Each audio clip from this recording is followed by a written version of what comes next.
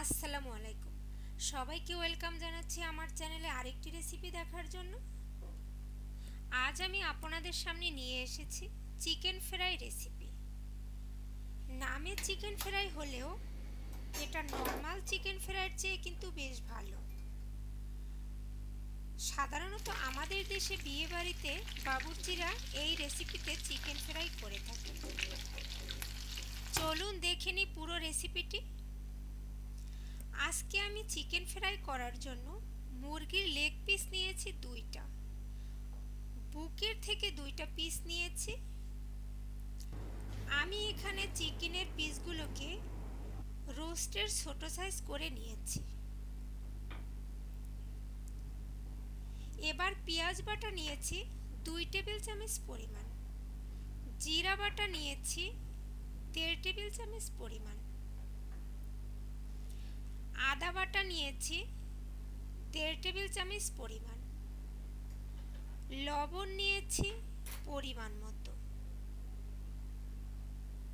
হলুদের গুঁড়া নিয়েছি আধা টেবিল চামচ পরিমাণ, মরিচ বাটা নিয়েছি আধা টেবিল চামচ পরিমাণ, গরম মশলা নিয়েছি ভেঙে টুকরা করে 3 পিস, ইলাচ ফল নিয়েছি 3টা, লবঙ্গ নিয়েছি 3টি। এবার একটা পাত্রে মুরগির লেগ পিস ও বুকের পিস দিয়ে দিলাম এবং এক এক করে সব মশলাগুলো দিয়ে দেব। এরপরে দিয়ে দেব 3টা টেবিল চামচ পরিমাণ তেল। তেল দিয়ে এটাকে আমি হাত দিয়ে ভালোভাবে ম্যারিনেট করে নেব। ম্যারিনেট করা হয়ে গেলে এখানে আমি 2 টেবিল চামচ পরিমাণ পানি দিয়ে চুলায় বসিয়ে দেব। আর এই চিকেন ফ্রাইটা কিন্তু আগে থেকে সিদ্ধ করে করতে হবে।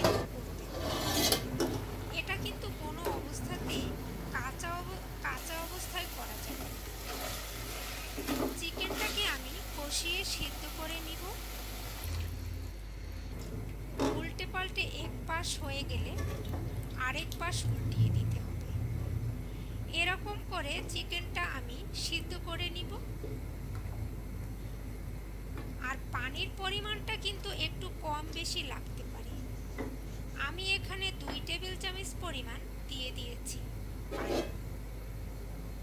আপনারা চাইলে কম বা বেশিও দিতে পারেন, সেটা আপনাদের চিকেনের উপরে ডিপেন্ড করবে।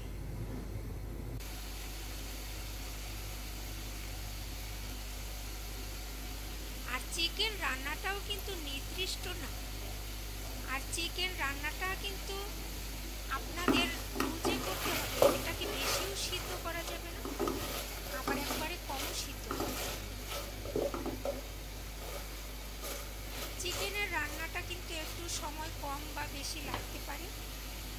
আমি এভাবে ঢাকনা দিয়ে ঢেকে রান্না করে নিলাম। যেহেতু আমি চিকেনে পানি কম দিয়েছিলাম, তাই এটাকে বারবার নেড়ে চেড়ে রান্না করতে হবে যেন নিচে লেগে না যায়। অন্য পাশে আমি একটা ডিম ফেটে নিয়েছি চিকেনটাকে কোটিং করার জন্য। আর সাথে সামান্য পরিমাণ মতো লবণ দিয়ে দিলাম।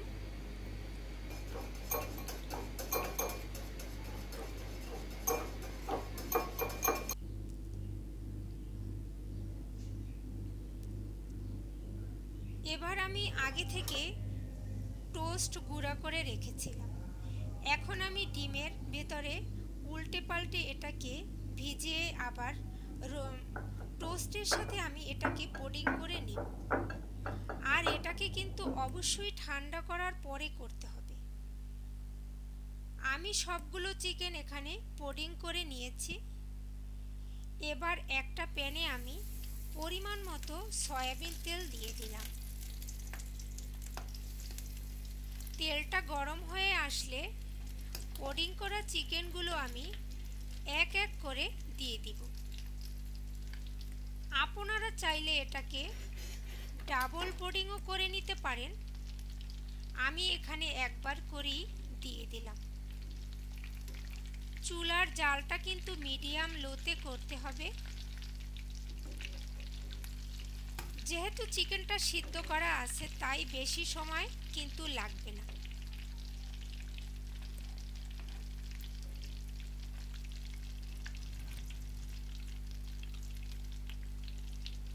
দুই পাশে উল্টিয়ে পাল্টিয়ে ফ্রাই করে যখন এটা গোল্ডেন কালার হয়ে আসবে তখন এটাকে তেল ঝরিয়ে উঠিয়ে নিতে হবে। হয়ে গেল বিয়েবাড়ির চিকেন ফ্রাই। এটা কিন্তু এমনিও খেতে ভালো লাগে, আবার পোলাওর সাথে খেতেও ভালো লাগে। আপনারা চাইলে ফ্রাইড রাইসের সাথেও খেতে পারেন।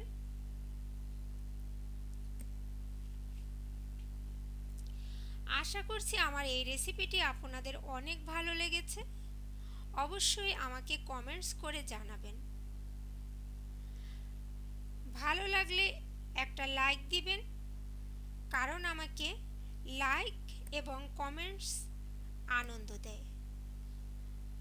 আজকে এখানেই বিদায় নিচ্ছি। দেখা হবে অন্য কোনো রেসিপির সাথে।